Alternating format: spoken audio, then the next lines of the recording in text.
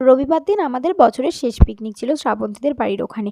আমাদেরকে নিতে শ্রাবন্তী নিজেই এসেছিল, মানে শ্রাবন্তী আর পূজা দুজনেই এসেছিল আমাদেরকে নিতে। আমাদেরকে নিয়ে চলে গেল। তারপর সন্ধেবেলার মধ্যেই স্টার্ট হয়ে গিয়েছিল তাড়াতাড়ি করে রান্নাবান্না, সবাই মিলে টুকটাক হাতে হাতে করা হচ্ছিল। আর এদিকে পুচকে দুটো খেলা করছিল।